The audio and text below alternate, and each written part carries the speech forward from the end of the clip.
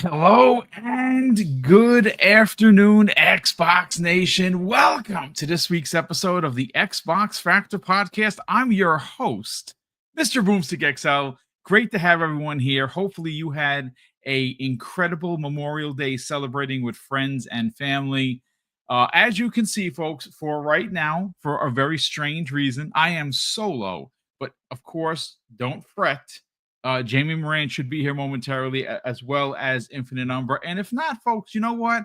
I'll roll this solo. It's not a problem. But we have two monster-sized topics that, again, it's actually technically one ginormous topic with a segue.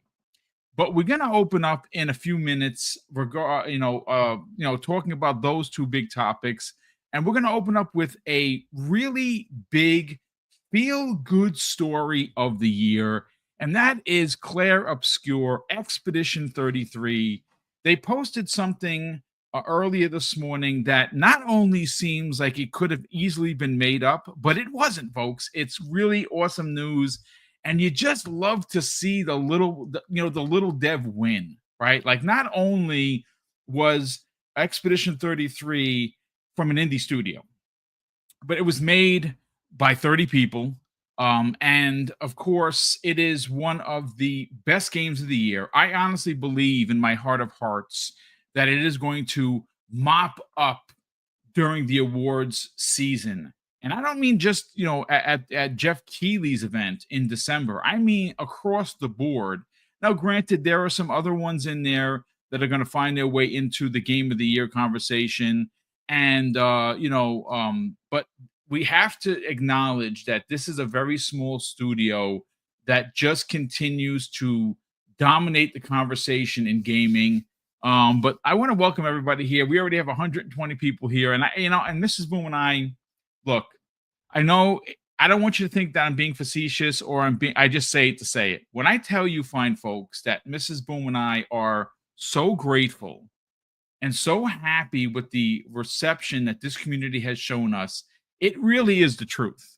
I mean, listen, no success is not guaranteed anywhere. And more specifically, success is not guaranteed on YouTube for obvious reasons. But look, we are going to get into it. Let me, just for some shits and giggles, let me just check the DMs to make sure, because man, not to have both of them here at the same time is very unusual. So I'm going to resend it. Now, I don't know about anybody in the chat, but the DMs have been acting super weird since Friday, and I'm going to send it again. And my God, I hope that they respond. But look, we're here. We're going to have a great conversation, whether it be me. Oh, there's Infinite Umbra. Infinite Umbra. I was just wondering where my Chi-Town brother was. I'm saying, man, it is unusual not to have Jamie Moran, not to have Umbra at the same time. But Umbra, how are you feeling, kind sir? How was your long holiday weekend?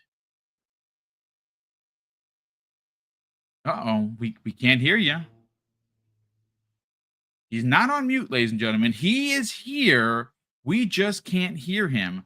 Hopefully, we'll get him back here momentarily. This is, folks, this is just one of those days. It starts off with an excitement of conversation, and we run into a bunch of technical issues. And well, here we are, ladies and gentlemen. Umbra, we'll get back to you in a second, brother. I think you might have to either reset or check your settings to make sure the mic is coming through. But are you able to speak into the microphone as of yet, kind sir? Nothing yet. Okay, so we will continue until, of course, we hear his monotone voice, and then we will welcome him in. And like I said, if Jamie is not going to be here, again, we'll probably do about maybe 60-ish, 70 minutes, because it'll be two people, three topics. And while Infinite Umber gets himself settled with his microphone, folks, I want to go into the tweet I referred to, regarding Expedition 33. And this is, like I said, folks, they even said it themselves. This sounds made up, and it's not, folks. So here is the incredible success on display once again for the outstanding developers of Expedition 33. And they said this, folks, in a tweet, in an actual presser that I have in front of me. 33 days ago, we released Claire Obscure Expedition 33. Since then, we've sold 3.3 million copies. Seriously, as of today, we could not make that up.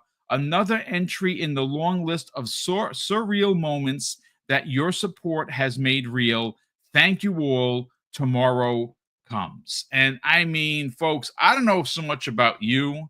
I got goosebumps because that's a story. Like, I mean, honestly, if you just take a step back for a second, right?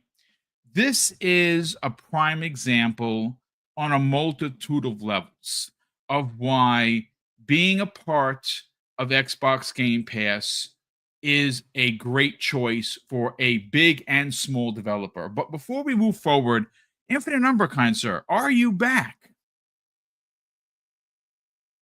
And still nothing. I don't hear you at all. Does anybody in the chat hear him? And maybe I can't. That'd be weird. Oh, I just heard something. Hey, East Coast Dan, what's going on, brother? How you feeling? Yeah. So, Umbra, we still can't. Boom. Can you hear me now? Now we can. Hey, there he is. How are Yeah. you feeling, brother? I don't know what that was about. I really don't get it. Why that was You know what doing it is? I think the PlayStation Nation wants to silence you because you're going to have a lot to say on some of the Xbox topics that we have. So those snipers, they are deadly. They wanted to. They want to take a brother down. I heard the question earlier. You said, "How was the weekend?" It was good, man. I didn't do too much. I kicked it, barbecue cooking rather. I'm smelling the savory flavors and all that. I didn't get a chance to go see the Mission Impossible I planned on doing, but I did finish up Doom: The Dark Ages. I saw that, which of course you got 1,000 out of 1,000 achievements, yes, sir. Yes, as one of our chat family mentioned way back, I mastered it, So yeah, enjoyed that a lot. I think I would give that maybe an 8.5 or an 85, if you will, out of 100, or 10 conversely.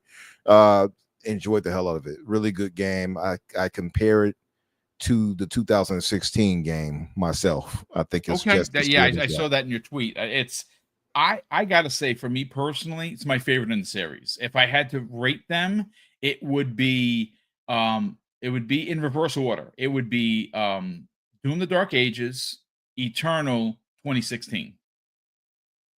Okay, I see. So yeah, for me it'll be Doom 2016, Doom Dark Ages tied, and then it'll be Eternal after that's that. fair. Yeah, but I need to get back to Eternal though, because I never did beat it. I stopped because I wasn't enjoying it. So I maybe my opinion is not fully fair. So I'm gonna go back to it and beat it just to say, hey, well, I give a full thought. I see some haters in the chat, by the way. I see you, Xboxer Mike. He said Umber cheating. I see you. No, you know what? You gotta love the slanderisms coming out of Xboxer Mike. He's always good for one thing or another. If it's not insulting my thumbnail before we go live, it's slandering now. My Xboxer Mike, we love you, brother. He said you're gonna get some hate. You're gonna get some hate today. Yeah, let hate. Listen, let the hate flow in. Like me, I can't be a bad guy even in gaming. Like I can't even do it. It's weird. Yes. Bro, listen, one of your favorite games of the year is the opening salvo for today's conversation. And I want to reread the tweet that comes away from the developer of one of your favorite games, one of the community's most favorite games of the year, and that is Claire Obscure Expedition 33. Now, I had sent this over to you guys, and I really want to focus on this because, again, it's one of the, at least for me, one of the best feel-good stories of 2025 for a lot of reasons. Now, we cannot forget that Joseph Fair's game, Split Fiction, is probably going to be in the running almost in every category outside of RPG for Game of the Year, for many of the websites, for many of the fandom sites, for more specifically Jeff Keighley's show. And I honestly said this. I said, whatever category that these two and I say behemoths.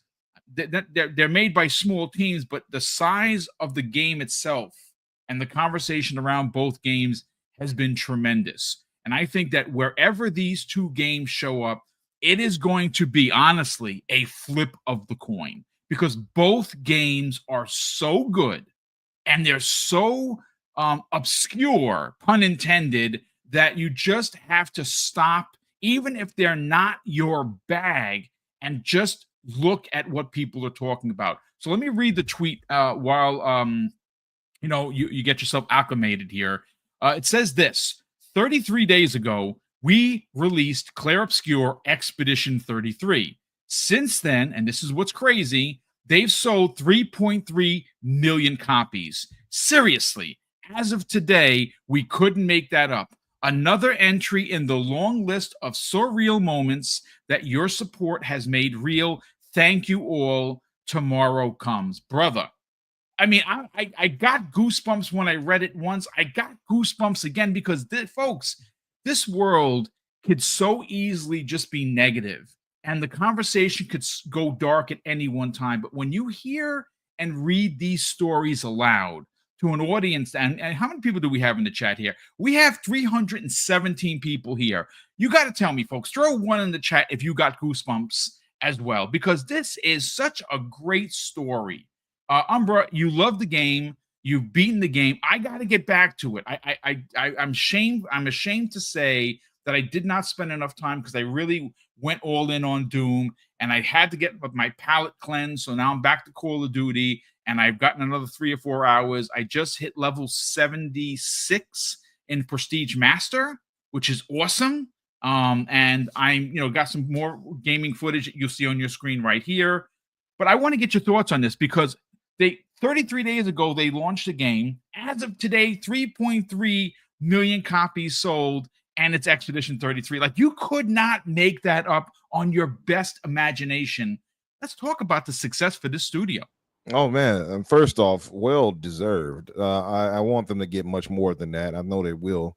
The game deserves every penny it gets, and shout out to the studio, to Sandfall. I mean, they just turned Sandfall Interactive, incredible. They turned in a masterpiece. Honestly, it is the first game I think since The Witcher 3 and Red Dead Redemption 2 that I've given a 10 to. I don't think I've given it to any other but those three in modern time that I can think of. Modern times. So, just to speak on my experience with it. I have like 100, maybe 20 something hours, maybe 30. I have to look again. It's been a while since I looked, but I've beaten it 3 times now. Moly, 3 times, bro. That's incredible. New game plus. And enjoyed the hell out of it each time. Now on the third, I was kind of skipping some of the story beats, to be fair. Like I knew what was happening. So, but still beat it 3 times. And like the game is such a breath of fresh air for how they tackle everything from the combat to what I love in games is a really compelling story and great voice acting and great music. The OST is, I was listening to the OST over the weekend, Clair Obscur, just beautiful music, man. Yeah. And you can't help but love it. And I have to say, for that lady for them to so much came together right for them. Yes, it is almost as if it was meant to be. It's almost as if it was.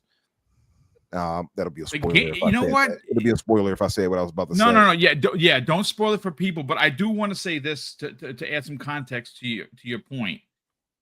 There is so much story behind the story that people the minutia of how this game came together with people just who've never voice acted, who, most of the team never made a game. Like, it's so much could have gone wrong, and somehow, Umbra, everything has gone right. Yeah, and it's what's beautiful about it to me is sometimes good games don't perform well. Yes. They don't get the justice they deserve, right? And then because of that, we don't get sequels, right? Or they don't score well, even though they deserve higher scores. Here's looking at you, Mad Max. Here's looking at you rise, right? Like these games deserved a higher score, but they didn't perform well. They didn't score well. Thus their history. This is one of the rare instances where it's a game that's in Game Pass, so the sales could be hindered because of Game Pass. People would argue, maybe, right? But it wasn't. So far, selling well, performing well, everybody's loving it, it's scoring well. It's likely going to be the game of the year. Very likely. I cannot see Yes. any game unseating it so far. I know that, Keeley has a soft spot in his heart for Kojima. So here's looking at Death Stranding 2 that could possibly, that could You be never like, oh, know. you never know. He might try to throw that in there. Oh, it was beaten by this. Like, we're like, nah. But okay, we got Split Fiction, right?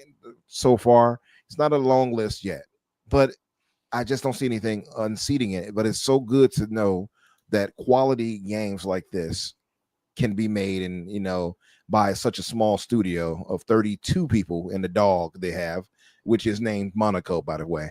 Which Monaco. technically would be 33 people. Yeah, exactly. I'm just saying. I mean, if we're going with 33, we might as well go with 33. Yeah, exactly. So it's 33 of them because they consider the dog a family member. So it's the dog is named Monaco, by the way, the dog. So they patterned the character in the game off of the dog for real.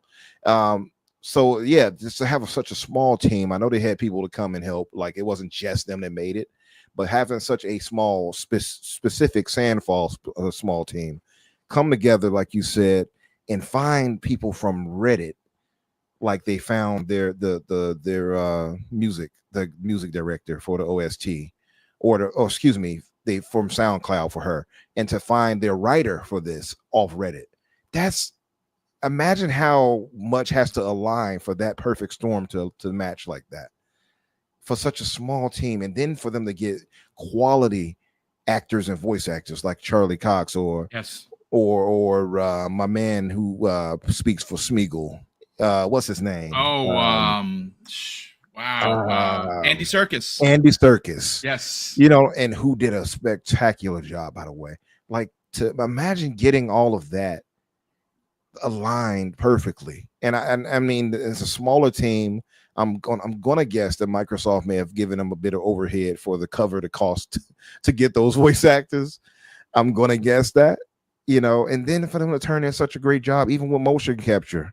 And I know they use like some stuff with using Apple's motion capture device that they have with the phone. I saw the behind the scenes footage of that. But for them to do such a great job with that, man, and to turn in something that I feel is a masterpiece, and for a smaller team like this, and likely to get Game of the Year, it feels good to see something that I know is great get rewarded. Sometimes it just doesn't happen in gaming. So I'm happy for them for their success right now, and I hope it continues on. And of course, yes, Sotness, yes, they use Unreal Engine, of course. So I have to, make sure to praise them for using and choosing the best option of engines out there. Absolute taste. Yeah. I just love seeing these types of stories. And the reason why, Jamie Moran, it's an important conversation to have to open up today's show is if you just, again, take a look at the industry as a whole. And I don't want to use the word horror, but I guess I could. In the last, folks, 12 months, 14 months, you want to go as far back as 18 months, what has been the running conversation in gaming? Right? It's been layoffs. It's been studio being closed, game cancellations. Right? That has been the big topic of discussion. The industry, as big as it is suffocating because there are a lot of devs, there are a lot of games, and there just not enough time in the day to play all of them. And this is one of those games that could have gone by the wayside, and it didn't. Now, granted, is it because of the game? Yes. The game itself is worthy of Game of the Year conversation. It is something that has sparked great debate on whether or not it is the return of turn-based combat, right? Because it's something that was a thing for many years, kind of went away. We went with the action or oriented type of RPGs, and this proves that this type of RPG does have a place in gaming, right?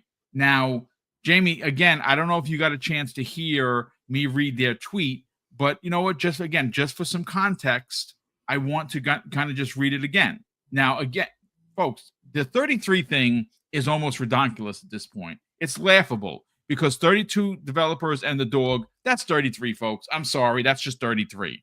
So 33 days ago, they released Clair Obscur Expedition 33. As of today's date, as of today's posting by the official Twitter account, they've sold 3.3 million copies. Like you just can't make this stuff up. Jamie, I want to get your thoughts on the success of this game and how it's just taken on the gaming conversation by storm. Sorry I'm late. I don't sweat it, brother. We have 2 weeks of heat and 1 day of rain, and the entire street goes out. Oh, wow. But it's back. So I was only able to just get online just when I messaged you. But I'm so happy about Expedition 33. I complain every single week about the state of the AAA industry. It's one of the reasons why I actually talk about and cover AA games a lot, because AA games are in this weird space, and Expedition 33 is a AA game. AA games don't have the benefit of being covered by all the massive YouTubers in places like IGN as this little indie success, and they don't have the benefit of having a huge marketing budget like a AAA game. They're in this weird place stuck in between where they get next to no coverage. And I've been trying to tell people for the past year that Expedition 33 is going to surprise people. It is incredible. One, it's actually made people realize, wait a minute, I do like turn-based combat. Turn-based combat can be fun, right? I know some people roll their eyes at it, but think about it. It's the only form of combat where you could play the game with one hand and have a drink in the other. It's perfect, right? So that's great. The soundtrack, the whole story about how the game was made, the amount of developers, how they got someone off SoundCloud to compose the score for the game, and that has to be one of the best scores in a video game ever. You have the the writer who was originally going to be a voice actor for the game. Everything about this game is pretty much perfect. The stars aligned for them. And they've came out with this brilliant game. Bear in mind, I'm only about halfway, I'd say 3/4 through chapter 2, act 2. Okay, nice. But it's incredible. It really is. And I complain that the AAA space has so many few new ideas. There's going to be plenty of games that come out this year in the AAA space, and people are going to love them. They'll sell millions, but we don't really get many new ideas. We really don't, right? And this, even though it does have elements from Persona and Lost Odyssey and other JRPGs, it is a very fresh game. And it succeeding is telling the AAA space that, maybe you don't need to spend $300 million to have a success. Maybe you don't have to get all these massive names. And there are well-known names in the game. I get that. But there's some games they're going out their way to get big A-listers. They're having 6 months of marketing campaigns. They're doing everything wrong. And you have this AA game come out of nowhere, surprise everyone. And they're having huge success. This is a brand new IP. There was so much positive talk about the story behind the scenes that the movie rights were bought in January, months before the game came out. So they have an amazing success. And I think this is the shot in the arm the industry needed. I complain all the time about the AAA space because there's no fresh ideas and there's not enough risk. This is a very risky game. Every single time I post about upcoming games on social media, as you know, Boom, and every time I've posted about a game that has turn-based combat, I get the same replies of the same people. Ew, I don't want to play that. It's boring. But this game, and also being in Game Pass, it lowers the barrier to entry basically to zero for people. They've discovered that, hey, you can put these interactive elements in turn-based combat and it grabs people's attention. And they're having success with that. They're having success with millions of people, the brand new IP in the first half of the year in what is essentially a French JRPG. And it's such a great success story. I hope big AAA studios actually pay attention to this, because, in my opinion, AA games right now are way more interesting. They release bug-free most of the time. The games actually take some risk, and I think more people need to pay attention to them, because we have gems like this that release every so often, and sometimes they do get overlooked. Sometimes they don't sell millions because they don't have the huge marketing budget. They don't have people covering it on social media, on IGN or whatever. I think this game is fantastic.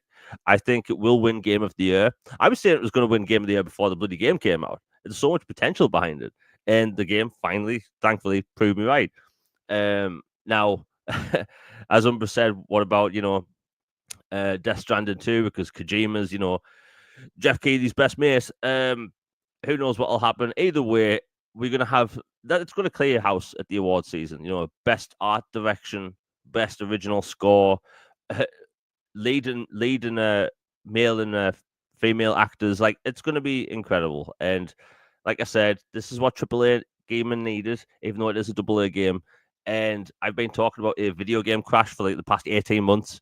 This is an example how to stop that from happening. Exactly.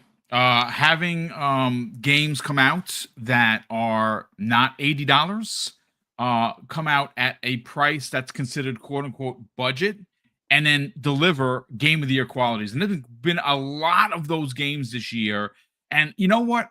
For me personally, outside of I want to see the studio win, right? You want to see the little guy beat all of the big pubs, right? That's what you want. You want to see that kind of thing happen.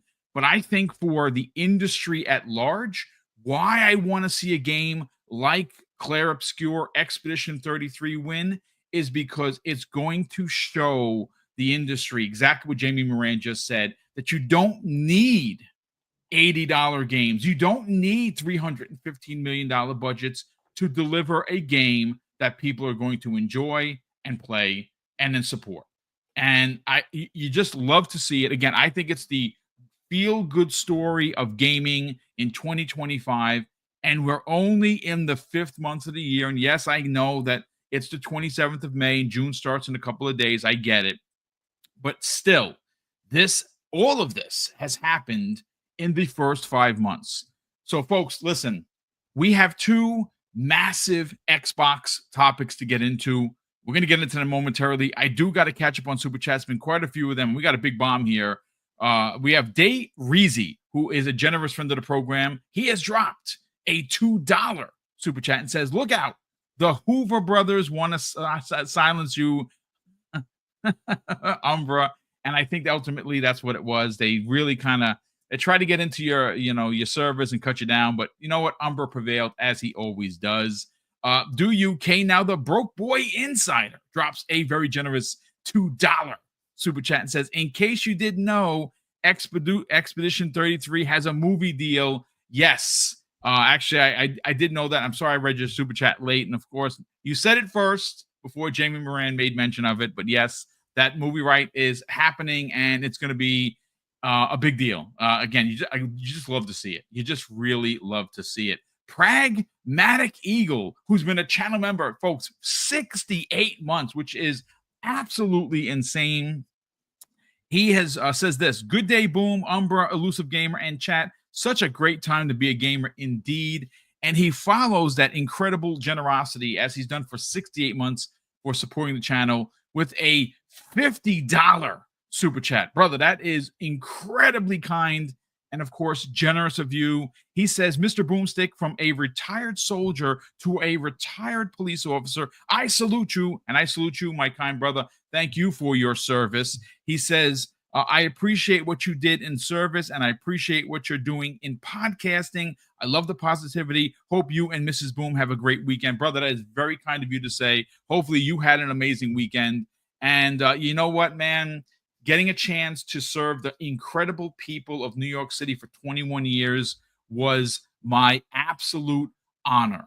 I took I swore an oath when I took the job all the way back in '94, and I lived through not only,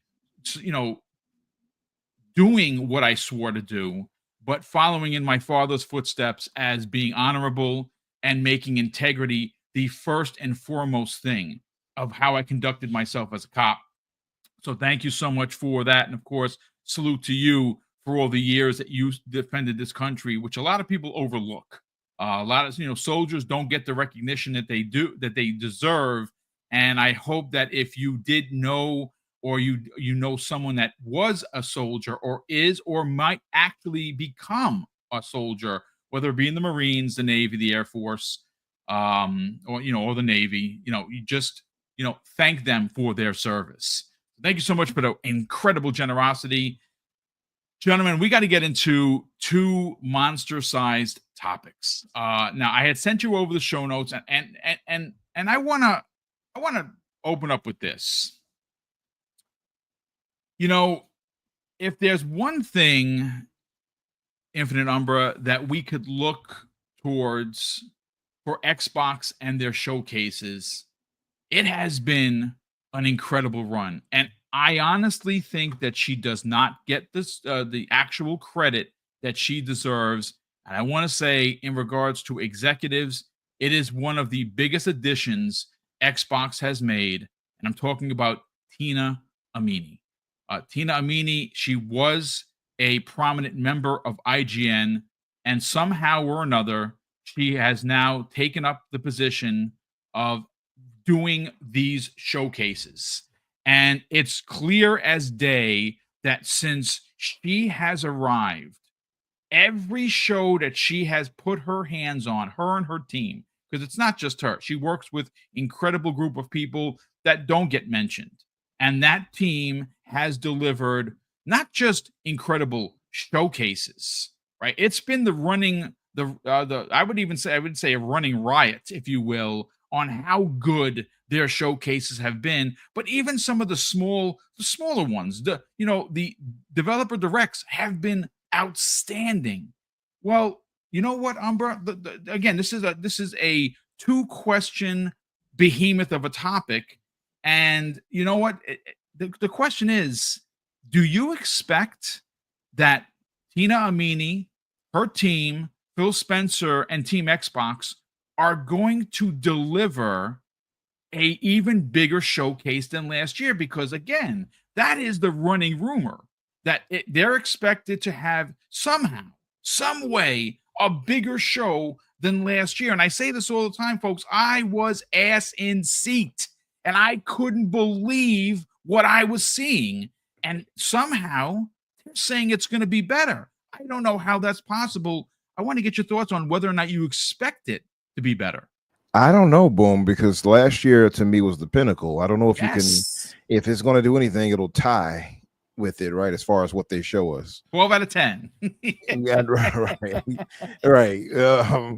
I don't know if it'll outdo it necessarily, but then so now we have to do the math, right? So to speak. We have to speculate on what could be shown, and which is always fun. I'm going to be doing a speculation show too. So let's move to speculation then, right? Because some of the stuff, and I'm sure there's going to be some stuff we didn't hear about or know about. So there is that, but there is also, to be fair, and I know some people might not want to hear it, but there is the looming issue of some games possibly being multi-plat. That's why I'm not sure if it'll be as good for people because of that. So there might be a negative for people like, that'd have been even better if it wasn't like, oh, these are also going to PlayStation, right? And I'm just being real here. But by the way, I caught the running riot. By the way, I don't think anybody else running riot. Yeah, that's of course from Halo, which yes. I've actually gotten that, surprisingly enough, which is awesome. I peeped it. I don't think anybody else was catching it, but I caught you. So let's think about what could be shown. Excuse me. Outer Worlds 2, very likely, right? Matter of fact, will Outer Worlds 2 be out by that point? No, Outer Worlds 2 is going to be at the end of the year, and there is a developer direct afterwards for 30 minutes. That's right. So it's a 30-minute Outer Worlds 2 thing. They already said that, so that's okay. So far I'm right. Look at that. So far. So I don't know if they'll show anything for Doom: The Dark Ages. They might, because there is upcoming like DLC for it. So maybe they might show something for that. Tony Hawk Pro Skater may be shown. I expect Ninja Gaiden 4 to be shown. Gears of War maybe E-Day. They might show something. Maybe we can see something of that gameplay wise, and get an idea of how that looks. I expect Fable to possibly show up, and maybe we'll get a specific release date for that. Clockwork Revolution is another obvious standout, which I've said it before. I think Clockwork Revolution looked like it was finished when they showed it, just about like it was that close to being done then. So I'm pretty sure they'll be coming out next year. I'm sure we'll see some gameplay of that. We got the State of Decay 3 we'll finally probably see gameplay of, and Contraband finally we'll probably finally see that unveiled and see gameplay of that. And then you got other things, like it would be cool to see Blade if they were to show that. And it also would be cool for Everwild to finally pop back up. And Grimshark just said it in the chat too. So Everwild will be good to see finally pop up, and we can actually see what they have changed the gameplay to be centered around, because it seemed like it was directionless before, like they didn't quite know what they wanted to do. So maybe it's some type of monster hunter gatherer Pokemon-esque kind of game now. I don't know how they're going to, how they do what they do, but I'm hoping it's great too. So looking at those games like that, and I'm guessing maybe a few surprises. You might see Persona 4 remake announced there. What if you see Persona 6 there? Talk about bringing down the house. That'll be nice. I mean, also another one too is we might finally get maybe I don't know if this will be a shadow drop, but maybe at least you'll hear about the release date for Silksong, Hollow Knight Silksong finally. Oh yeah, that's another one that could show. That could be a shadow drop for all you know. Yeah, it's possible. I mean, it's been a long time coming for that one, so that would be dope. And I would say this, and maybe it feels like it's too soon, but it's very possible that we might get the Forza Horizon 6 announced. So, I mean, looking at that, I still think last year's was just really tough to compare to. I put it in the top 3 showcases of all time. Yeah. So I don't know if anything can outdo it.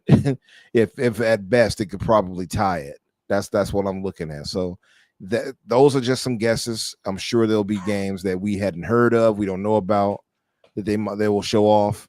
So keeping all of that in mind, I'm not expecting it to outdo last year's exactly. I'm just expecting it to be good. Is that fair to say? That's very fair to say, and I think that there is.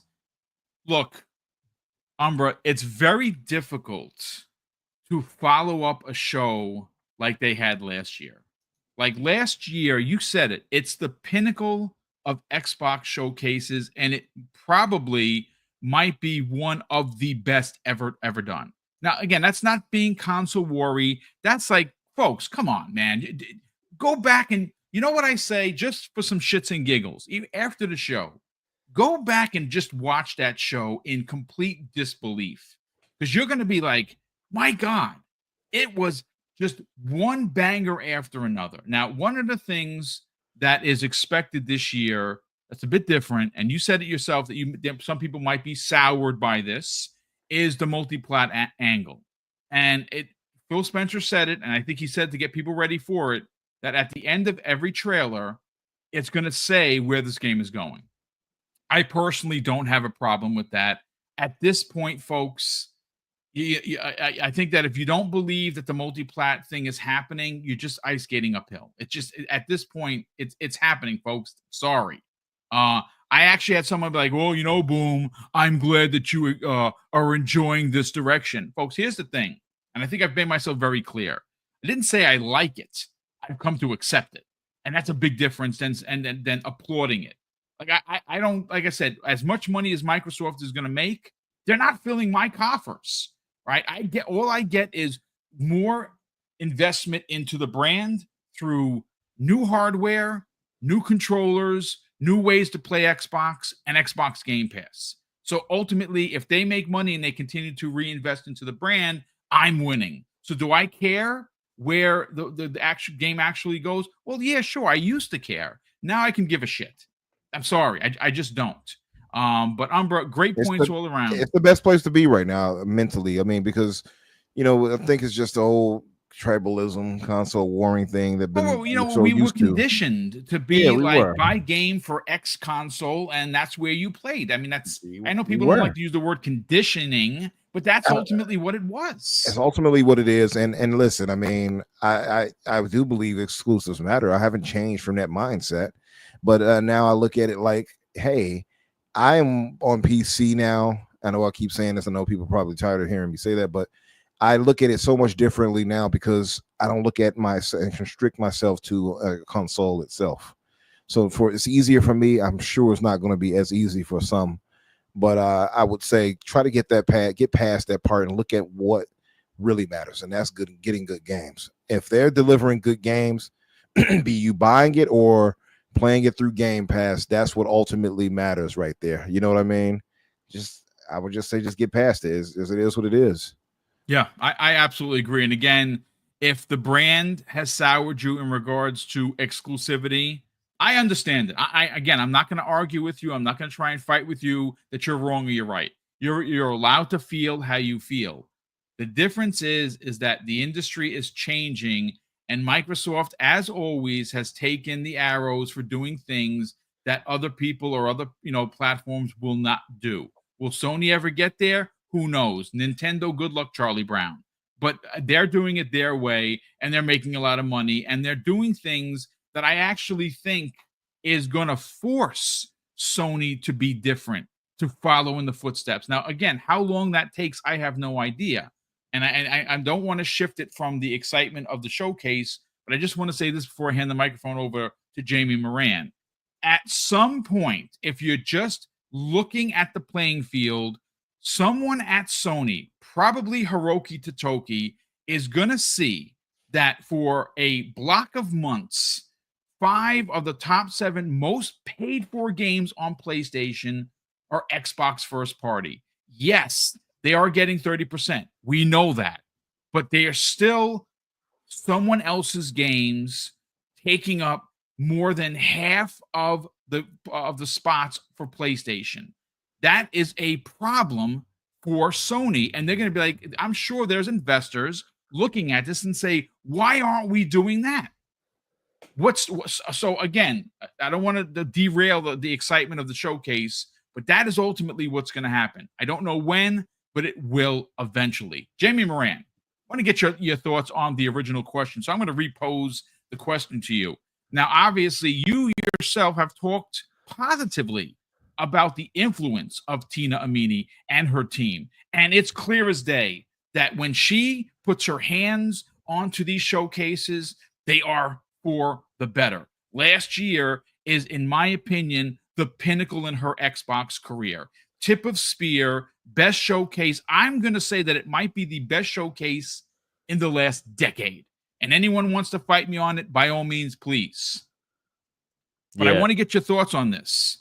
Yeah, I mean, I put it like this. I've watched almost every video game showcase possible for the past 20 years. Okay, right? Awesome. And that show last year Microsoft put on was the best. Like, the pacing, the content, the surprises. We live in 2025, or last year with 2024. Everything gets leaked and spoiled online. Everything. But they managed to have surprises. And I think that, you could have an amazing lineup of games for a showcase. And if it all leaks, you'll have people watch that show and say it's mid afterwards because they knew everything. Not that the games were bad and not that the show was bad. It's because they knew everything. And, there were a bunch of games last year that didn't leak, a bunch of gameplay reveals that didn't leak, and people were satisfied.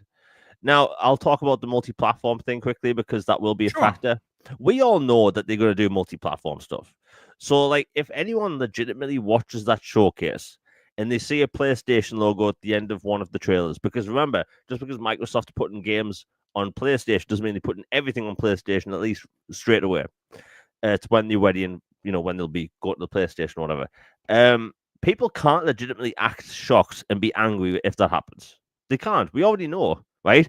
We've known since January last year or several months after when things changed. But, like, I'm an Xbox fan. I cover Xbox as a content creator. Xbox is exciting.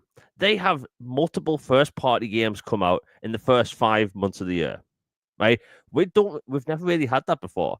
Xbox is in a place where they have so many different studios where they could shadow drop an Elder Scrolls remake, right? And be the third best-selling game of the entire year. Go figure. On a random day, and so many people are happy. Like if I'm angry that more people are going to get to play the game, I'm enjoying. I don't get what we all playing games for. And yeah, I do admit, right?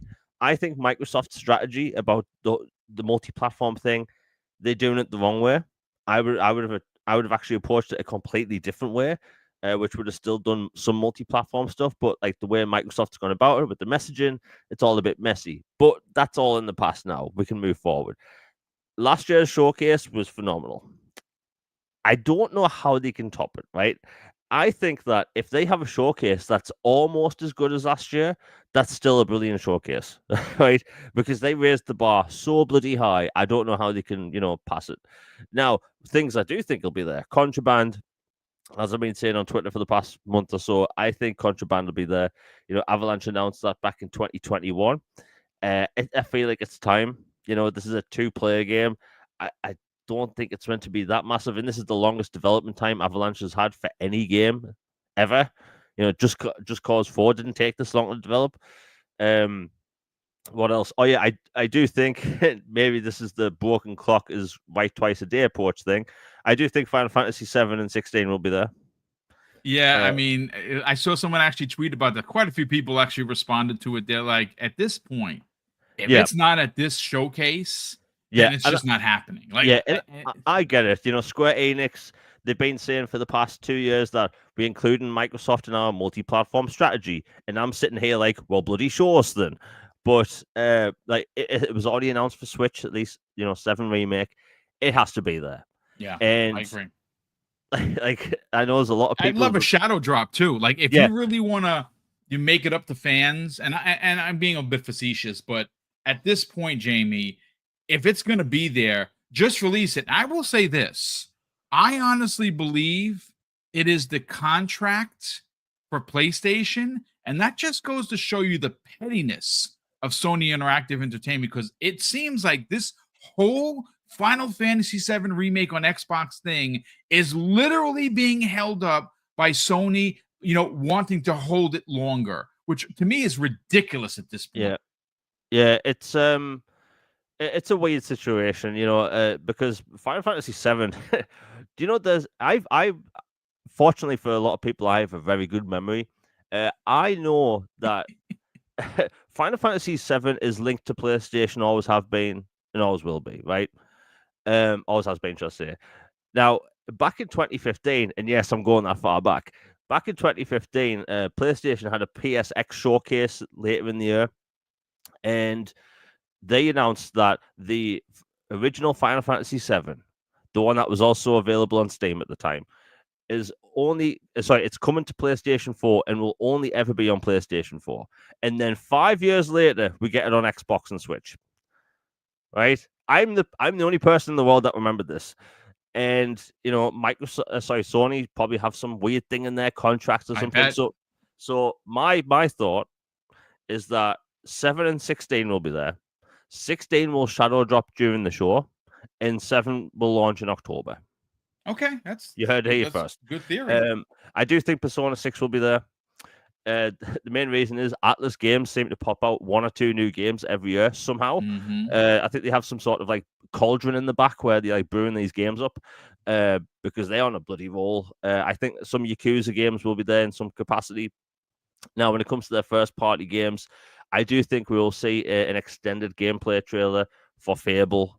I think we'll see something like that for Perfect Dark. I do think we might see Gears E-Day gameplay because we had the fancy in-engine trailer last year, and honestly I think a bunch of surprises, right? People have been showing up to Xbox's showcase for the past few years, and they've been able to surprise us with one thing or another. And maybe it's a collection of older Fable games, maybe it's a whole new IP. Obsidian tends to make 3 or 4 games at the same time somehow. You have Project Mara in development over at Ninja Theory. Like, they can really surprise us. And I think that, you have people arguing and chatting online that, multi-platform Xbox is dead, that type thing. They hear listening to an Xbox podcast looking forward to Xbox games. Right? Xbox is an exciting topic right now. What is it to talk about PlayStation? Marathon's dead on arrival, basically. Fair Games is dead on arrival, basically. They have no roadmap, and Ghost of Yotai looks cool. Woohoo! But Xbox games, they're coming out every so often, and look, I think Xbox has a lot to do when it comes to marketing their console. They need to get back into the backwards compatibility and all that stuff. That's a topic for another day. I know I'm rambling, but I think this showcase is going to satisfy people because we don't really get many big showcases throughout the year, and Xbox is in a place now where they can come out with a developer direct and announce something brand new. Because remember, back in January, they randomly shadow dropped Ninja Gaiden 2 Black, right? And then the randomly announced Ninja Gaiden 4. I do think we'll see gameplay for that as well. My point is that they can surprise us, and somehow in 2025 they can actually keep surprises somehow. So yeah. Again, they have a lot of games. You know what's interesting, gentlemen, and this is not an attack on anyone's opinion. I've seen more people in the last couple of weeks when we start talking about we're all excited for the showcase. It's happening. It's 10 days away. Everyone's excited, right? And I hear a lot of people like, yeah, but I'm really not excited for this one. Kind of know everything that's happening. And I don't think that we actually do. See, I think that because Xbox has this roadmap that has been very clear as day, we as fans expect certain games to come out. Like, for instance, I think it's fair to say we know that next year is somehow going to be better than this year. And this first 5 months has been incredible for first-party games.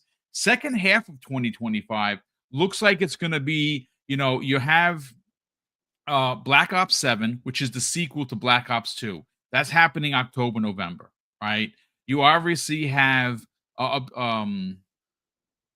Obsidian's space joint at the end of the year, right? That's happening. That's 2. Obviously, Gears of War Reloaded is happening in August. So of course, that's second half of the year. I don't know what else that we could get because the Outer Worlds, Call of Duty, and a remake of the original Gears of War is a lot. Now, again, it's spread out. One is August. One is going to be October. Probably one's going to be November. So what is going to fill in those other games, those other months, and what games are they going to put there? I honestly don't know. It's not going to be Forza Horizon. I think that's next year. Gears 6 or Gears E-Day next year. I think the Halo Combat Evolved is probably next year for a lot of reasons, because obviously it's going to be the 25th anniversary of the brand, of Master Chief, of Combat Evolved, so that makes sense. Clockwork Revolution seems like one that looked really ready when we saw it a couple of years ago, and they've been started talking about it. Like, even NXL does those funny commercials or those 30-second ads for their studio on Twitter, and they're hilarious. They started to talk about it. I think that could be one of the games that is announced and dropped this year. That would be 4. And I know I'm missing something, but look, at the end of the day, it is going to be an exciting time, and I'll be in the audience with the fandom. Obviously, I'm going to be a part of the community fan fest that has been steamhead by, of course, Ben Kenobi and Hargeet Chani, along with a lot of others. Obviously, a big part of it is Ains from it's not from Insider Gaming. No, Ains is from where is Ains from? What was the name of his podcast? Somebody help me out here. I cannot remember it for some reason. I'm Usually drawing I a have blank no. too right now. Yeah. I think I'm too sleepy to try to. Oh man. Anyway, it's fine. It's fine. I love Haynes, and we're gonna get a chance to hang out again. And But you are going out there this year, though. yes, again. yes, I am flying out on Friday. I'll be landing in the afternoon and Nice. in LA, and I'll be leaving late Sunday night. So we get a chance to hang out with the community. So I'm very excited for that. Thank you, Rick L, the Bitcast podcast. Yeah. Thank you. Oh my Shout God, out to Rick L. Haynes, don't hate me, brother. Gentlemen, I want to segue into the second topic, and this is an exciting one, and this is where we involve the chat here, folks, because a show for many gamers on this panel and many gamers in the chat right now, it doesn't matter what show it is. It could be Keely's show, it could be the Xbox show, it could be the Nintendo Direct that's happening that weekend now, it could be the games future showcase, the future game showcase, it could be the PC game show, whatever show you are excited to see. It usually is, for you as the fan, that one game that you just either you saw more footage of it, you got a gameplay reveal that blew your mind, or it's something that you didn't see coming and boom, it just punched you in the face and you're like, holy shit, this is the greatest thing since sliced bread. Well, I want to know, chat, what one game that is for you. What is the one game that it has to be there that will be the 12 out of 10 rating that you give this show? And I'm going to go right back to Infinite Number. Infinite Number, what is that one game for you? Man, let me think. What could that be? Not announced, brand new maybe, or at least a continuation of something. Been waiting on it for a long time, Xbox wise. I'll tell you, music said Unreal Tournament. No, I don't. That Twitch so with that game move, I told you, I feel like I got arthritis in the wrist or something playing or something like that. My eyeballs can't keep up. I almost feel like if they could get, we've been waiting for Splinter Cell for so long, and I always tie that back to the OG Xbox. That will be something, but I guess I want to stick to something that's first party. Okay. Something that's first party. What could it be? What could I use for this? Knowing me, anything Halo bound would get me, especially if we saw some gameplay for the reboot, or at least the remake of Halo. So you're saying an Unreal Engine 5 remake of Combat Evolved. Of course, it's Unreal Engine 5. Hello, folks. You should have guessed that already. I guess, yeah. My bias got me at the end of the day anyway. Unreal has to come into play. So yeah, if I saw Halo, for me, for sure, if I saw Halo in the Unreal 5 for the remake or whatever they're doing, that would definitely get it for me. I know I'll be like, I'll be screaming watching it. So I can only say that for me. I think for everybody else, though, it'll have to be something else. I don't know if that would do it for everybody. You know what? Let me think on it too, and I'll see if I can come up with something else. You know what? Let's do this to be fair, because it's a bit of an unfair question, chat. And obviously the panel knew what the question was because I had sent the show notes. But let's do this. Let's pick a main and a secondary, so it gives you some wiggle room a little bit. Jamie, as we let the percolator perk, if you will, for Infinite Number, let me just read these quick super chats, and then we'll get right back to you and get your picks A and B. So Gaming Turbo drops a very generous $5 super chat, and he says, AA games remind us of the days of PlayStation 1. Yes, that is a great point, dude. You don't need a big budget for an awesome games. Expedition 33 is a big example. Turn up the treble. Yeah. Well, listen, brother. That's a fantastic point, because if there's one thing that I really loved about the PlayStation 1 is that there were a lot of games that were excellent that a lot of people didn't care for and didn't have like these ginormous budgets. And there were a lot of them, a lot of those types of games. Thank you so much for the generosity. Appreciate you being here. Gaming Nerd Austria, who has been a channel member for over 2 years, 26 months to be exact. That is very kind of you. He says, welcome, Boom, and amazing panel. I fully agree that Tina Amini delivers an awesome work on every show. I am so hyped already for next week's showcase. That makes 2 of us, brother. And not to be outdone, he has gifted, ladies and gentlemen, 5 double barrel gaming memberships. That is very kind and generous of you, Gaming Nerd Austria. We do greatly appreciate the generosity. Do you, K Now the Broke Boy Insider drops an additional $2 super chat. And he says, do you think there'll be an Xbox exclusive at the show? You know, that's interesting. Because Fable is an exclusive. Perfect Dark is an exclusive for now. I mean, are they going to show an actual exclusive?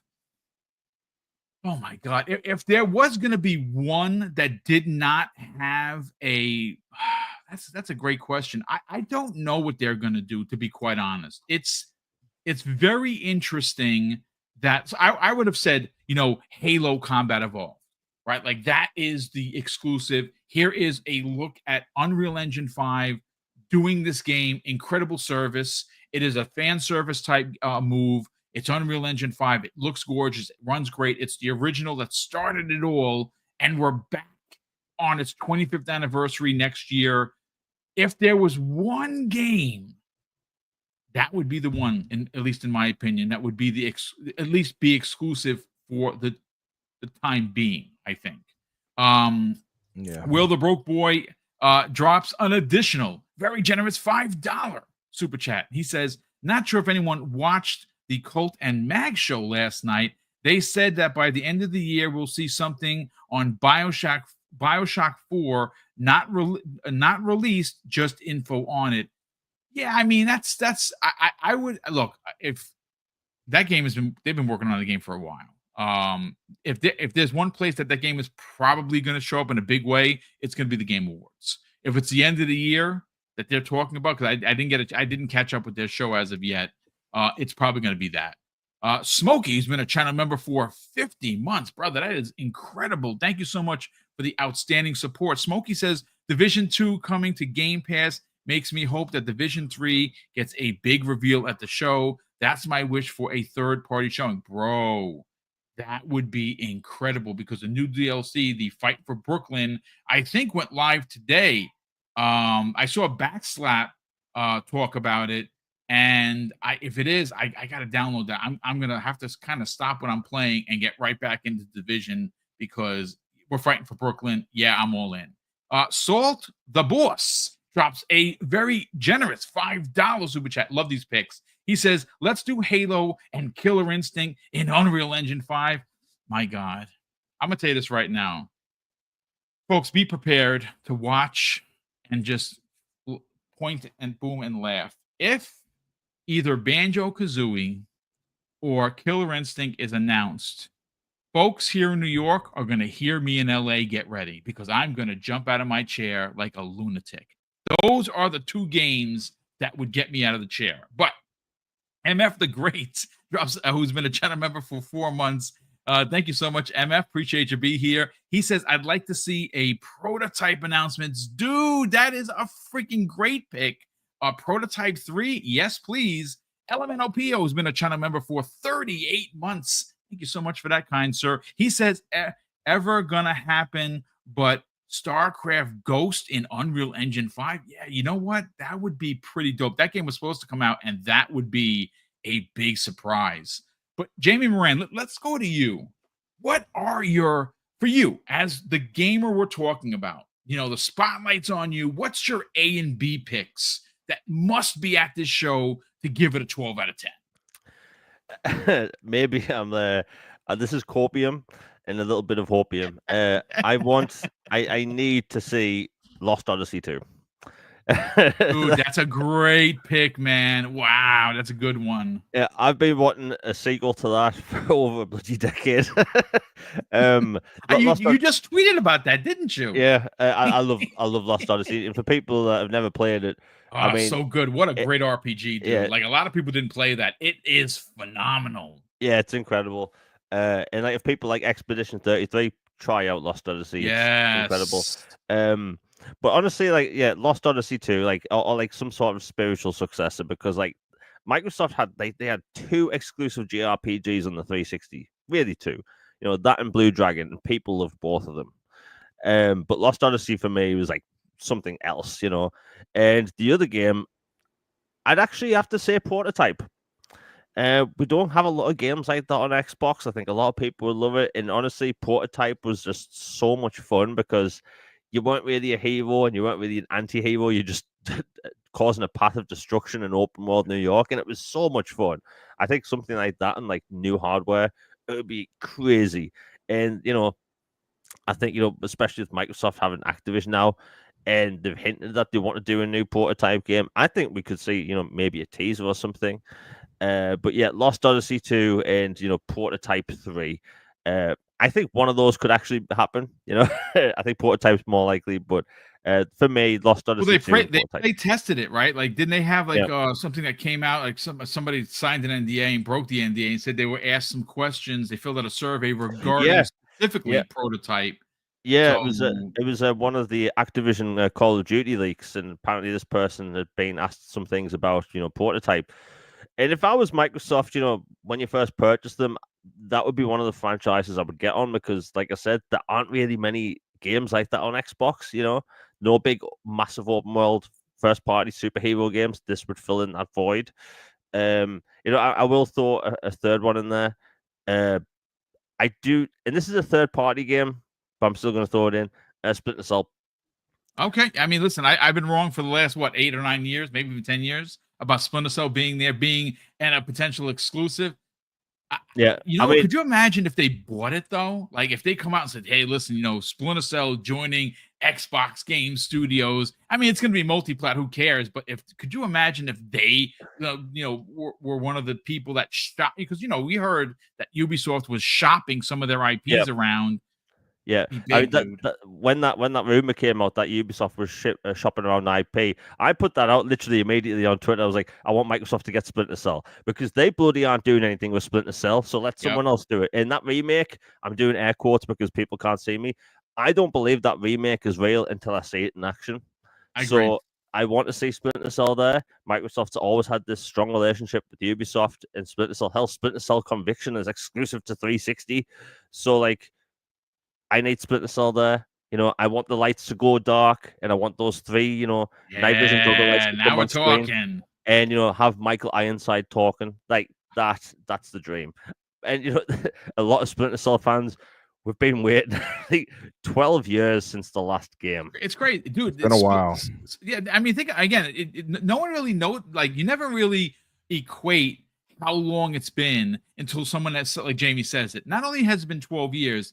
Splinter Cell has missed now 2 generations of releasing a game. How freaking crazy is that? Yeah, it's crazy, and it annoys me even more because the remake we're getting, and I'm sure everyone that's listening has played the original Splinter Cell. The original Splinter Cell isn't a massive game. It's a linear game with small focus levels. Yes. So what's taken them 5 bloody years to remake this game? Right. I have no idea. At this rate, I want to see I want to see the pause on Sam Fisher's face. Right. I want to see super detailed graphics.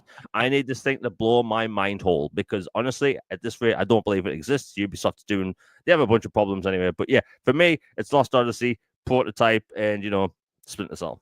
I love it. So you know what, Umber? We're gonna open up the space a little while. We're gonna give you your first pick, Halo. Awesome.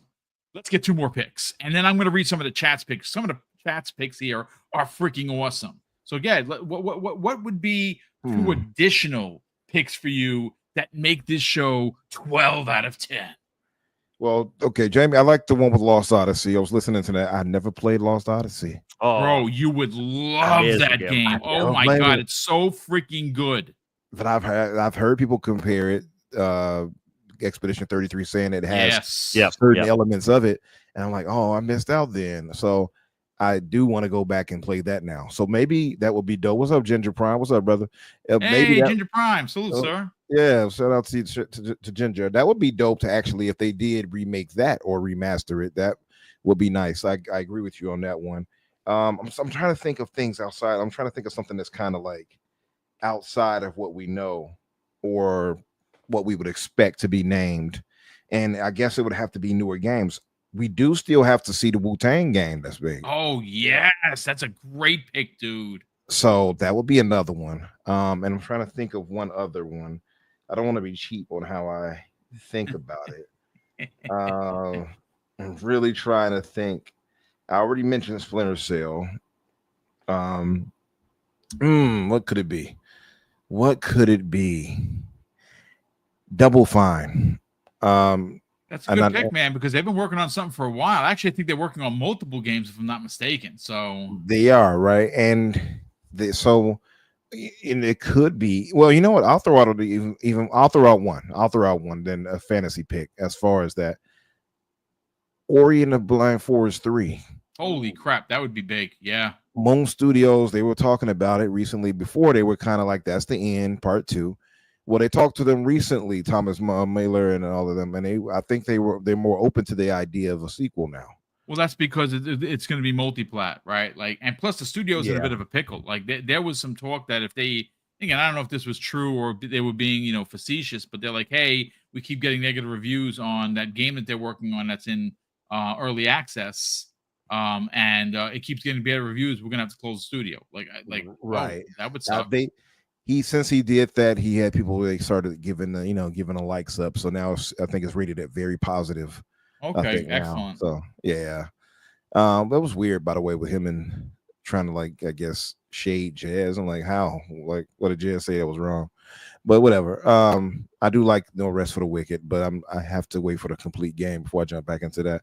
But that said, yeah, I would say maybe Moon Studios with Ori and the Blind Forest 3. If that was announced, or at least, announced, they don't have to show anything. They just show a little Ori light up or something in the tree or something. Yeah, they could show a title screen. You know what I'm saying? If they show a title screen, that would do it. Exactly. So that would be my 2 right there. Yeah. And I'll throw this one out there just as a give me, but Jamie mentioned Lost Odyssey. One of the games Miss Walker did was also Blue Dragon. So yeah, maybe they could do the Blue Dragon remake or something like that, Although Blue Dragon, I think the visuals it kind of stands the test of time the way because it's so stylistic. But that's a give me. That's not my real pick. I'm just throwing it out there. Maybe they could do both. But that would be my 2 extra additional ones. I think if Ori 3 was announced, it would blow up. Like everybody online would go crazy. Yeah, I agree. Again, there's some announcements that transcend just to showcase itself. That would be one of the big ones, at least for me. I think that would be a massive announcement, even if it's just simply a flash trailer where it's just a title screen or some animation of Ori, just like floating around, it's because Ori's, when you look at Ori as the character, it lights up and it could literally just kind of dance over, part 3 and just show a title screen. Everyone would be, cheering in the audience, and everyone would be excited for it. And listen, the first 2 games we got from them, the first game, they're masterclass level releases, bro. They're perfect. So you have perfect reason to be hyped for 3. I think some people felt like 2 ended on a sour note anyway. Yeah, if you played it. So I think people want to have more of they want to kind of have a trilogy to complete the story anyway. And then couple that with both games being so well revered, some seen as a masterpiece. I still think they both are. Yeah, that's a high bar, and I think that would definitely do it. Moon is, and I agree with Ginger there. They are top tier developers, so I would 100%. Love to see that. Yeah. Well, I mean, if you look at Ori 2, I never finished it. I played through it. I got to get back to finish it. It felt very Empire Strikes Back like, right? From the way that the story was told.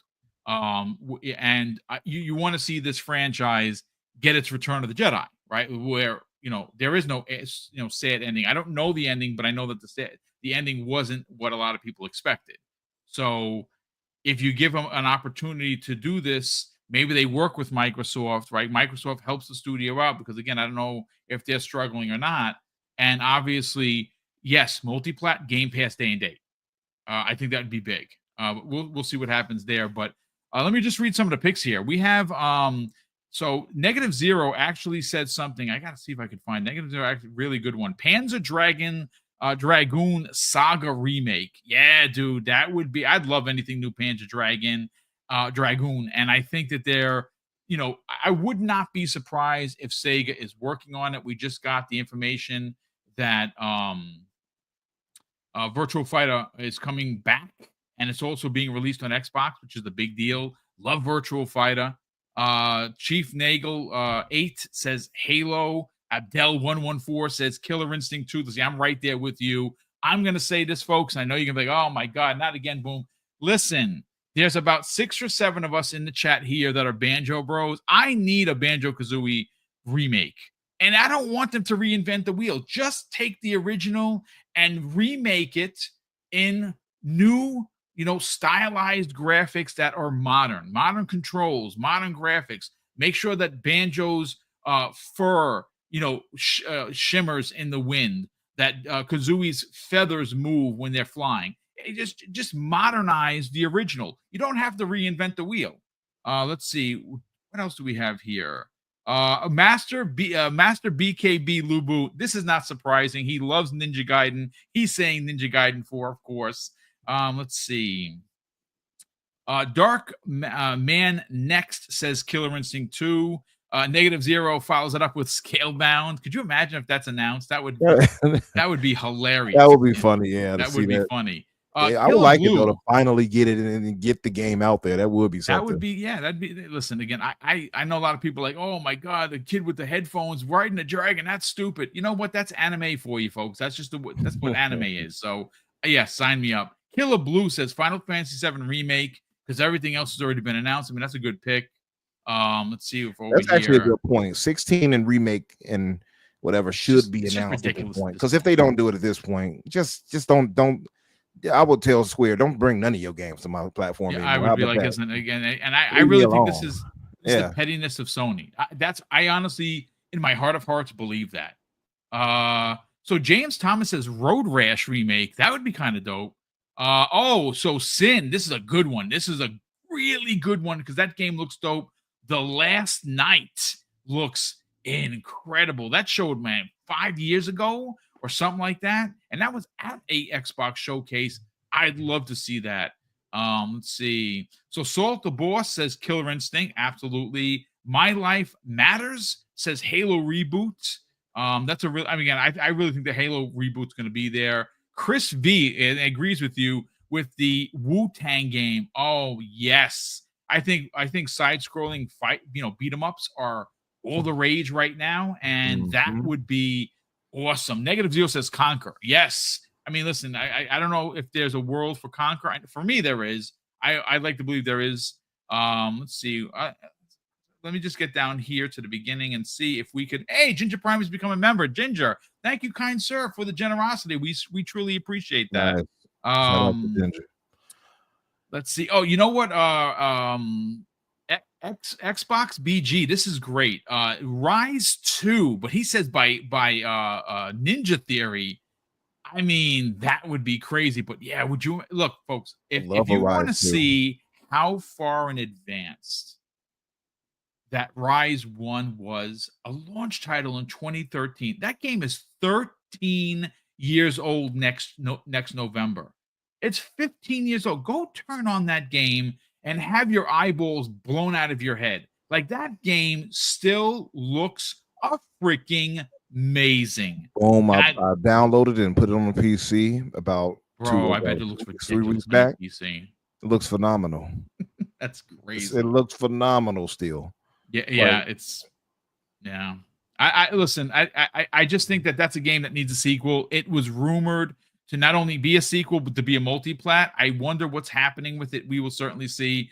But gentlemen, ladies, gentlemen, of course, in the chat, gentlemen on the panel, I mean, this has been a great show. A lot of emotion, a lot of excitement for what's happening next week. I'll be flying out next Friday. Next week is going to be it's going to be huge. You got the Switch 2 release, which of course I'm good for 3, and I'm not buying all 3 for myself. I'm obviously buying for what I consider my kids, which they're my nephews. So of course I'm. I was about to say, Boom, you hoarding all the Nintendo Switches? Yeah, huh? no, I want to help Nintendo, fill their coffers. No, Yeah. actually, one's for me, one's for my partner's son, which of course is my godson, and of course my nephew Tyler. He's getting one as well. You have. I got mine, of course. Excellent. That's excellent. Yeah, I'm very. Listen, I know that the $80 games it's soured a lot of people, but I'm still excited for the console. And of course, I refuse to pay $80, but I got the bundle. Yeah, well, that's why it's $50 by the bundle. And again, hopefully, like I said earlier with Nintendo, I hope that they go back to selling you these vouchers. Now on the Switch 1, they would sell you $100 voucher that got you 2 games, and you could pick any 2 games you wanted. And I was able to pick Tears of the Kingdom, which was $70. Their first $70 game, I paid $50 for it. I hope that they bring that back with the Switch 2. Maybe they make them, it's $60 a game rather than $80, or maybe they just do the $50 vouchers because you're buying these vouchers in advance before you even pick your game. So I actually kind of like that. And again, it's digital, sure, but at this point, it's who cares. But listen, let me just catch up on super chats here, and then we will get everyone out of here. We got a lot of super chats here. The generosity from this community is just cannot be thanked enough. We have here, what was the last one? We have Adidas 20 drops a very generous $2 super chat, and he says, "Salute, Mr. Boom, Chicago, and IG." Thank you so much, Adidas 20. Appreciate you being here. Salute to you as well.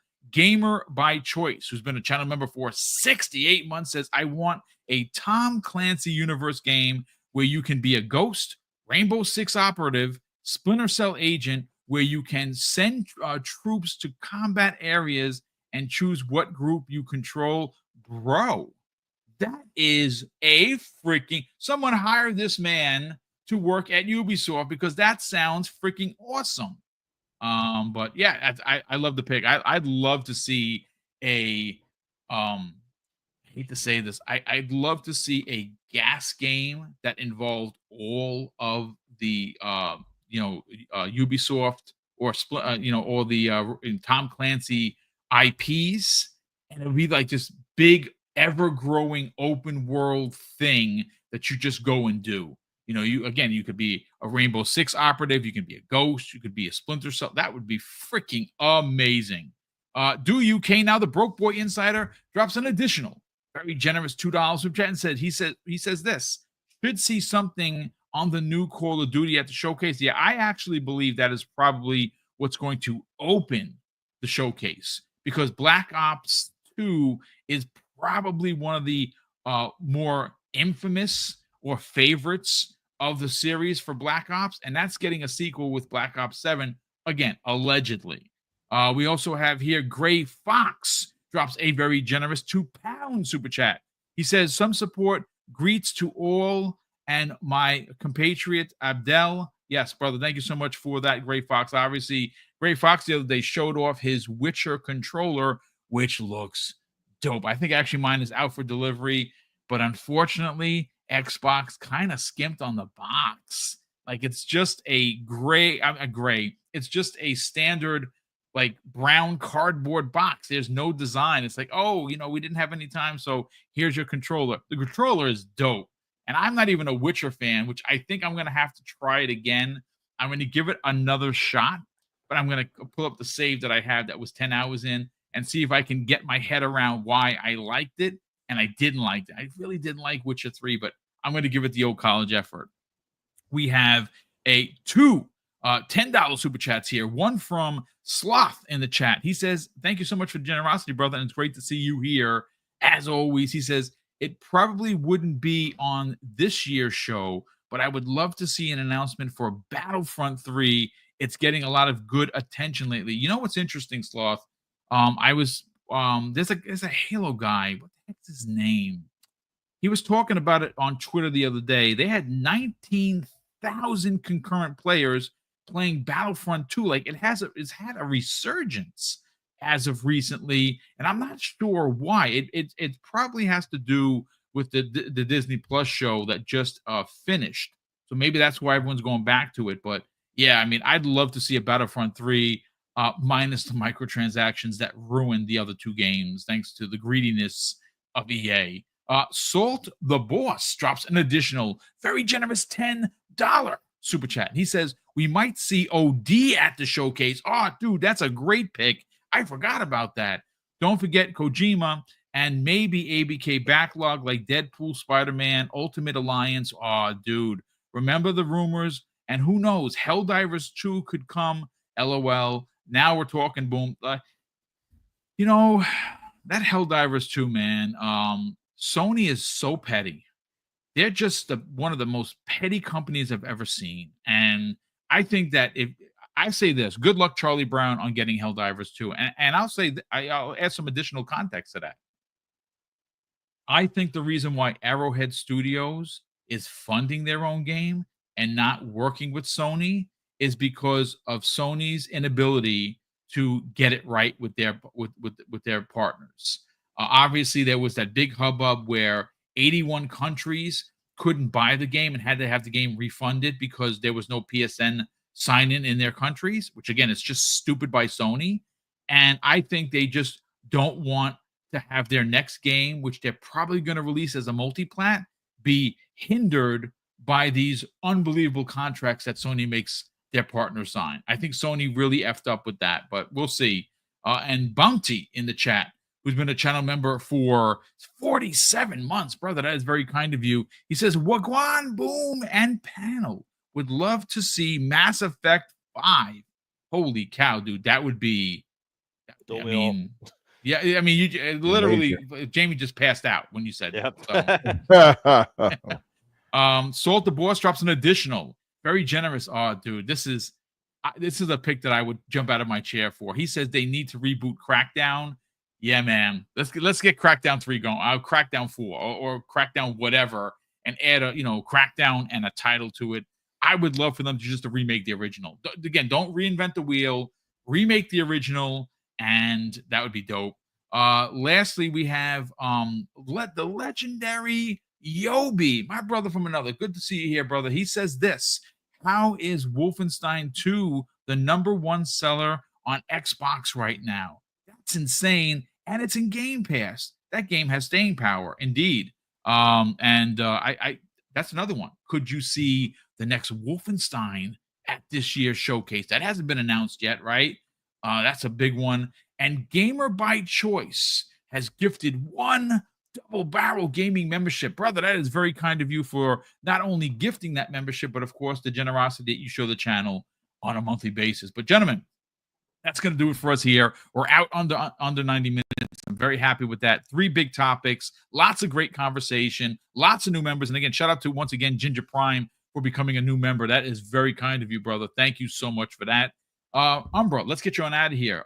Thursday is your day. And of course, it's called The Fix. You and Dana McGee do a great job, not only covering everything happening in gaming, and quite frankly, there has been a lot to cover, but you cover pop culture. And again, I don't know if you're going to get to it, but man, that delay of the Doom film, Doomsday, and of course by that delay of 7 months, and of course you got Secret Wars happening, a year later. I don't know if you're going to get into it, but there's been some big news on what they're doing. And supposedly the running rumor is that the Hulk is going to be the antagonist in Spider-Man 4, setting up World War Hulk. Yes, freaking please. We need Savage Hulk back. Sell the brand, brother. Where can people check out The Fix each and every Thursday, 8 p.m. Eastern Standard Time, and follow you guys on social media? Yes, sir. Yes, sir. Of course, you guys can find me Infinite Umbra or Umbra Infinite on social media. You'll find me either way. The Fix is Boom laid out. Is on Thursdays at 8 o'clock Eastern. we're definitely gonna. I want to spice it up a bit. I mean, we already kind of did a prediction show for this, but I did have somebody reach out to me and was like, "Hey, you want to do a prediction show? Can I jump in?" I'm like, "All right." So I guess I'll be doing a prediction show since they asked. So I will be doing that just to honor that, and we typically do that anyway for the showcases. So why not? Definitely, we'll be talking about that amongst other things. This Thursday, 8 o'clock Eastern. If you guys come by on Thursday, we would appreciate it. Of course, also on Fridays is the Infinite podcast with myself, Risky for the Biscuit, that blue number, and Dante Moody, aka Spriggan. So come by for both and subscribe if you haven't already. Thank you guys. Appreciate you being here, brother. Thank you so much for always hanging out with us here on Tuesday. Jamie Moran, let's sell the brand, brother. And I know you have a show later on with Logan Meyer at 6 p.m. Eastern Standard Time here in the States. And of course, that is the All Things Xbox podcast, where you use positivity as your base for the platform. And we love that about the show. And obviously, you'll talk about Splinter Cell, you'll talk about Mass Effect, but we'd imagine that the conversation around the showcase and what could be there is going to be a big part of tonight. If not tonight's conversation, definitely next week. Sell the brand, brother. Where can people subscribe to your YouTube channel? And more importantly, support you by following you on social media. Yeah, thanks, Boom. It's always a pleasure. So yeah, my YouTube channel is The Elusive Gamer. I exclusively cover Xbox with a bunch of Mass Effect thrown in whenever I can talk about it. All Things Xbox podcast is on Tuesdays at 6 p.m. Eastern. Tonight we're going to be talking about the showcase, the whole Final Fantasy Square Enix situation for the millionth time, Splinter Cell, a bunch of other cool games coming out. But yeah, mainly the game showcase, and that's 6 p.m. Eastern with Logan Meyer. My Twitter is JamieManUK, where it's exclusively gaming and jokes. Nice. Well, gentlemen, thank you so much for being here. Big shout out to almost 700 people watching live across Twitch, X, and of course YouTube. Mrs. Boom and I are incredibly grateful. And I probably should have asked for this in the beginning, folks. We're 12 subs away from 16K. 12. We have 624 people here. So what I'm going to do before we get on out of here, I'm going to drop the link in there for you to potentially subscribe to the channel. It would be pretty dope to get it at some point this week. And I think we're going to. Like, obviously, we're literally a stone throw away from 16K. And that is in the form of 12 humans. 12 humans have to subscribe to the channel, and we get 16K. It would be a really big boon for the channel. I'm dropping it in there now. I saw a lot of new names here. If you enjoyed the conversation, please don't pity us by subbing the channel. If you like what you hear, if you appreciate the tenacity that I bring to each and every show of excitement, not negativity, and you like the fact that I do live stream 5 freaking days a week, throw me a sub. It would be greatly appreciated, and you can help us cross the 16K threshold. I'm glad that I actually looked over here. Gamer by Choice shows his generosity once again, folks. He has gifted 5 Double Barrel Gaming memberships. Brother, that is incredibly generous of you. Thank you so much for the support.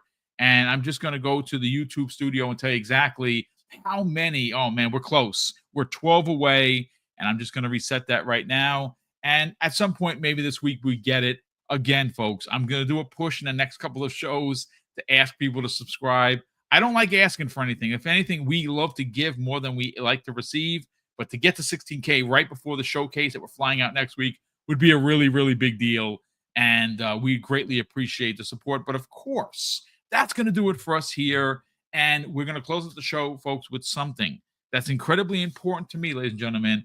Hopefully one day it'll be important to you. And that's something that my dad taught us when we were kids. And I think it really is more important now than ever. And he'd say, Craig, treat others how you want to be treated. And also, it doesn't cost anything to be nice. If you live by those rules, son, I can guarantee you're going to have an awesome day. So take care, everyone. And we'll see you next week on the newest episode of the Xbox Factor Podcast.